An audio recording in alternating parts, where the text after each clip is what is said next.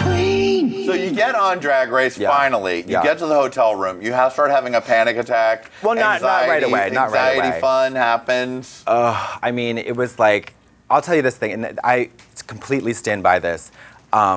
If during the first day when we had all walked in, if the producers had come in and said, we made a big mistake, we booked one too many queens, does anybody want to go home? We're so sorry, we'll send you a fruit basket. I would have volunteered. Wow. Yeah, I was like, what am I doing here? I don't like big personalities, I don't like drag queens, I don't know if I want to do drag anymore. This is like it's so overwhelming. I can't go to meetings, I can't like talk to anybody. I flipped out. And also, even though she denies it, which now I'm starting to think, oh my God, maybe she's right. I swear to God, I thought I heard Violet say, as soon as I walked in, I guess we needed a filler queen. I swear to God, yeah.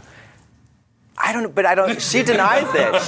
She denies it. Of course she does. Now she's a winner, so you can be nice. No. She would tell me. She's like, she would be real with me. But that was what you were feeling in your head at the time, was like, all these bitches. It had never occurred to me, and I'm on the fence as to whether Drag Race really casts like filler queens. I don't know, but yeah, I was like, what if they cast me to make fun of me?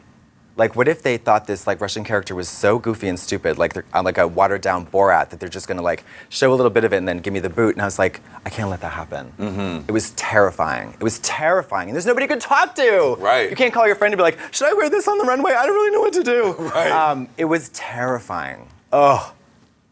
These girls. They look like they're having so much fun, but they're dying inside. Right. You should put that on a t-shirt. I mean, maybe they don't know it yet and they won't admit it, but they're all dying.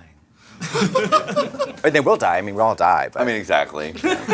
Just more brightness and fun, Lady Red with Katya. I will never die. Oh shit! Sorry.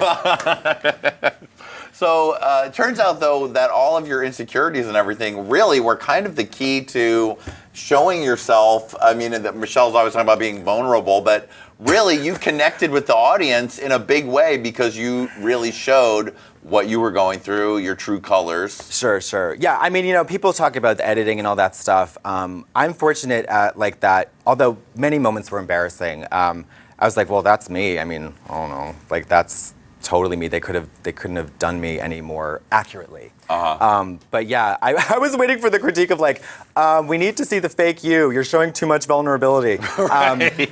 But of course, the judges never saw anything of me because I never talked, besides in the confessional. So I mean, I had a really good interviewer. I loved her. She was like, I made her like my therapist. They didn't have to probe for questions. Right.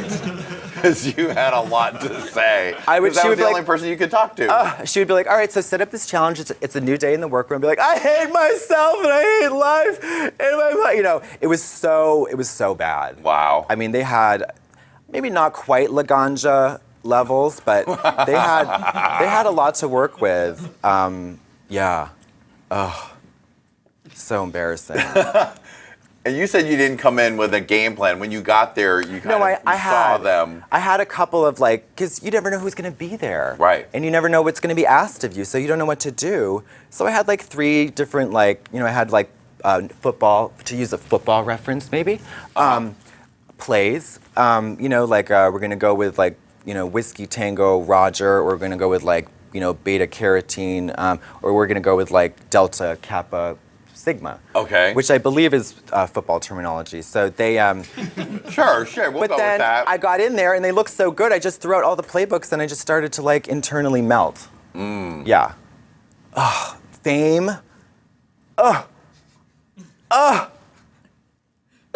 She. I was like, she was the only one that I had done research, you research who's going to be on the cast, because they know before you do. Right. And I was like, oh God, I hope Fame isn't there. And I go and she's the first one I see, and I'm like. Then I saw the face tape and I was like, oh God, thank God, she's not perfect. But but she had this attitude that was this was her attitude that first day. She was like, so this is my competition, and but we can be friends if you want to. It was like, wow. I'm gonna win, but I'm nice, so yeah, I'll talk to you. Right. I was like, it was so intimidating. It was so intimidating. And she was just like, But then, everything changed because nothing is ever what it seems. Because everybody starts to lose their shit after a little while in the Except Thunderdome. Violet. Except Violet. Yeah, except Violet. Young enough not to know better, just kept plowing through. Well, I would say not human enough to have a heart. Okay. Obviously, that's not true because she's much more evil than you even think she is.